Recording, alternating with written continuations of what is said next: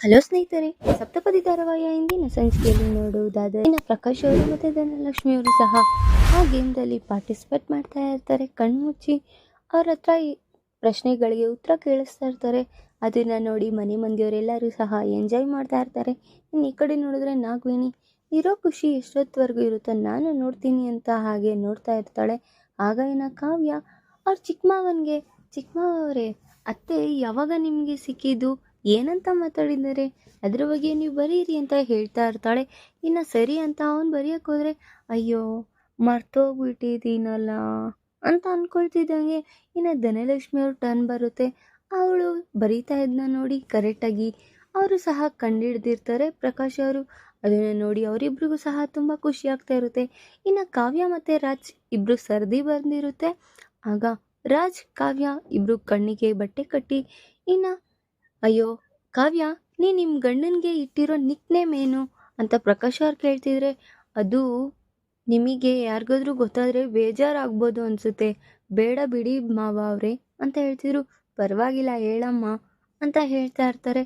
ಅದನ್ನು ನೋಡಿ ಇನ್ನು ಅಪರ್ಣ ಅವರು ಮತ್ತು ಸುಭಾಷ್ ಅವರೆಲ್ಲರೂ ಸಹ ನೋಡ್ತಿದ್ದಂಗೆ ಇನ್ನು ಕಾವ್ಯ ಬರೆಯೋದಿಕ್ಕೆ ಹೋಗ್ತಿದ್ರೆ ಅಯ್ಯೋ ಇವರೆಲ್ಲರ ಮುಂದೆನೂ ನನ್ನ ಮಾನ ಮರ್ಯಾದೆ ಹೋಗುತ್ತಾ, ಏನಪ್ಪ ಕತೆ ಅಂತ ರಾಜ್ ಮನ್ಸಲ್ಲಿ ಅಂದ್ಕೊಳ್ತಾ ಇದ್ರೆ ಇನ್ನು ಕಾವ್ಯ ಆ ಬೋರ್ಡ್ ಮೇಲೆ ಬರೆದೇ ಬಿಡ್ತಾಳೆ ಮಿಸ್ಟರ್ ಡಿಫೆಕ್ಟ್ ಅಂತ.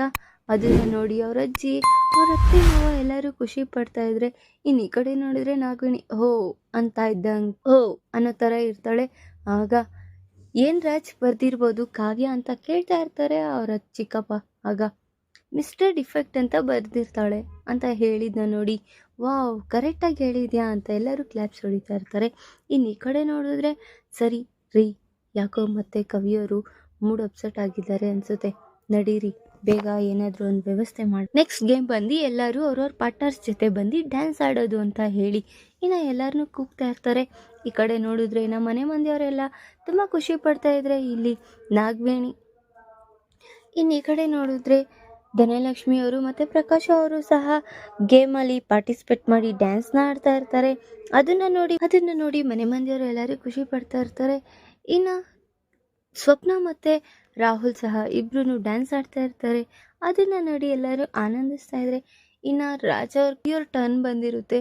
ಆಗ ಸರಿ ಅಂತ ಅವರು ಸಹ ಫೀಲಿಂಗ್ ಸಾಂಗ್ಗೆ ಅವರು ಡ್ಯಾನ್ಸ್ ಆಡಿದ ನೋಡಿ ಅವ್ರಿಗೂ ಬೇಜಾರಾಗ್ತಾ ಇರುತ್ತೆ. ಯಾಕತ್ಗೆ ಬೇಜಾರಾಯ್ತಾ, ನಾನು ಬೇಕು ಅಂತ ಮಾಡಿಲ್ಲ, ಇದು ಪರ್ಫಾರ್ಮೆನ್ಸ್ ಅಲ್ವಾ ಅದಕ್ಕೆ ಅಂತ ಹೇಳ್ತಾ ಇರ್ತಾರೆ. ಧಾರಾವಾಹಿ ಪ್ರತಿಯೊಂದು ಸಂಚಿಕೆ ತಪ್ಪದೇ ನೋಡಬೇಕಾದರೆ ನಮ್ಮ KTVS 365 ಚಾನಲ್ನ ಈಗಲೇ ಸಬ್ಸ್ಕ್ರೈಬ್ ಮಾಡ್ಕೊಳ್ಳಿ. ಹಾಗೆ ಪಕ್ಕದಲ್ಲಿರುವ ಬೆಲ್ ಬಟನನ್ನು ಪ್ರೆಸ್ ಮಾಡಿ ಅದರ ಆಲ್ ಆಪ್ಷನ್ ಸೆಲೆಕ್ಟ್ ಮಾಡ್ಕೊಳ್ಳಿ. ಇದರಿಂದ ನಾವು ರಿಲೀಸ್ ಮಾಡುವಂತಹ ಸಂಚಿಕೆ ಅಪ್ಡೇಟ್ ನೋಟಿಫಿಕೇಶನ್ ಸಿಗುತ್ತೆ. ಅಣ್ಣ ಏನು ವರಿ ಮಾಡ್ಕೋಬೇಡ, ಈಗ ನಿಂದು ಮತ್ತು ಅದಕ್ಕೆ ಟರ್ನ್ ಬರುತ್ತೆ, ಬೇಗ ರೆಡಿಯಾಗಿ ಅಂತ ಹೇಳ್ತಾ ಇರ್ತಾರೆ. ಅಷ್ಟೊತ್ತಿಗೆ ನಾಗವೇಣಿ ಅವ್ರದ್ದು ಪರ್ಫಾರ್ಮೆನ್ಸ್ನ ನೋಡಿ ಎಲ್ಲರೂ ಚಿಂದಿ ಚಿತ್ರಾನ್ನ ಥರ ನೋಡಿ ನಗ್ತಾ ಇರ್ತಾರೆ. ವಾವ್ ಸೂಪರಾಗಿ ಆಡಿದೆ ಮಾಮ್ ಅಂತ ಹೇಳ್ತಾ ಇರ್ತಾನೆ ರಾಹುಲ್ ಸಹ. ಇನ್ನು ಎಲ್ಲರ ಟರ್ನು ಮುಗ್ದಿರುತ್ತೆ. ಕಾವ್ಯ ಮತ್ತು ರಾಜ್ ಇಬ್ಬರದು ಮಾತ್ರ ಇರುತ್ತೆ. ಆಗ ಅಣ್ಣ ಅದಕ್ಕೆ ಇವಾಗ ನೀವಿಬ್ಬರೇ ಪರ್ಫಾರ್ಮೆನ್ಸ್ ಮಾಡಬೇಕು ಅಂತ ಕಲ್ಯಾಣ್ ಹೇಳ್ತಾ ಇರ್ತಾನೆ. ಆಗ ಇನ್ನು ಅವ್ರ ಅಜ್ಜಿಯವರು ರಾಜ್ ಬಾಯಿಲಿ ಒಂದು ನಿಮಿಷ ಅಂತ ಕರೆಸಿ ನಿನ್ನ ಹೆಂಡತಿಗೆ ಹೀಗೆ ಪ್ರಪೋಸ್ ಮಾಡೋದೇ ಸರಿ ಅನ್ನಿಸ್ತಿದೆ ಅಂತ ಹೇಳಿ ಕಳಿಸ್ತಾ ಇರ್ತಾರೆ. ಅದನ್ನು ನೋಡಿ ಇನ್ನು ರಾಜ್ ಆ ಡ್ಯಾನ್ಸ್ ಪರ್ಫಾರ್ಮೆನ್ಸ್ಗೆ ಹಾರ್ಡ್ ಸೂಟ್ ಆಗೋ ಥರ ಅವಳಿಗೆ ನನ್ನ ಪ್ರೀತಿನ ವ್ಯಕ್ತಪಡಿಸ್ಬೇಕು ಅಂತ ಆ ರೀತಿ ಸಾಂಗಲ್ಲಿ ಹೇಳಿ ಅವನು ಸಹ ಡ್ಯಾನ್ಸ್ ಮಾಡ್ತಾ ಇರ್ತಾನೆ. ಅದನ್ನು ನೋಡಿ ಕಾವ್ಯಂಗೆ ತುಂಬ ಖುಷಿ ಆಗ್ತಾ ಇರುತ್ತೆ. ಕೈಯಲ್ಲೆಲ್ಲ ಎತ್ಕೊಂಡು ಡ್ಯಾನ್ಸ್ ಪರ್ಫಾರ್ಮೆನ್ಸ್ ಮಾಡ್ತಾ ಇದ್ದಿದ್ದನ್ನ ನೋಡಿ ಎಲ್ಲರಿಗೂ ಸಹ ಖುಷಿ ಆಗ್ತಾ ಇರುತ್ತೆ. ಎಲ್ಲರೂ ಕ್ಲಾಪ್ ಸಹ ಹೊಡಿತಾ ಇರ್ತಾರೆ. ಅದನ್ನು ನೋಡಿ ಮನೆ ಮಂದಿಯವರೆಲ್ಲರೂ ತುಂಬ ಖುಷಿಯಾಗಿರ್ತಾರೆ. ಈ ಕಡೆ ನೋಡಿದ್ರೆ ರಾಹುಲ್ ಮತ್ತು ನಾಗವೇಣಿ ಇಬ್ಬರೂ ಹೊಟ್ಟೆಯೊಳಗೆ ಕಿಚ್ಚು ಬಿಟ್ಕೊಳಂಗೆ ಹಾಡ್ತಾ ಇರ್ತಾರೆ. ಪ್ರೀತಿನ ವ್ಯಕ್ತಪಡಿಸ್ಬೇಕು ಅಂತ ಡ್ಯಾನ್ಸ್ ಮಾಡ್ತಾ ಇದ್ದಾರೆ. ಈಗ ಆ ಪ್ರೀತಿ ನಿಜವಾಗ್ಲೂ ಕಾವ್ಯನ್ಗೆ ಅರ್ಥ ಆಗುತ್ತಾ ಅಥವಾ ಕಾವ್ಯ ಎಲ್ಲರ ಮುಂದೆನೂ ನಾಟಕ ಆಡ್ತಿದ್ದೀವಿ ಅಂತ ರಾಜ್ ಅವರು ಹಿಂಗೆ ಪರ್ಫಾರ್ಮೆನ್ಸ್ ಕೊಟ್ರಾ ಅನ್ನೋದನ್ನ ಮುಂದಿನ ಭಾಗದಲ್ಲಿ ತಿಳಿಸ್ಕೊಡ್ತೀನಿ.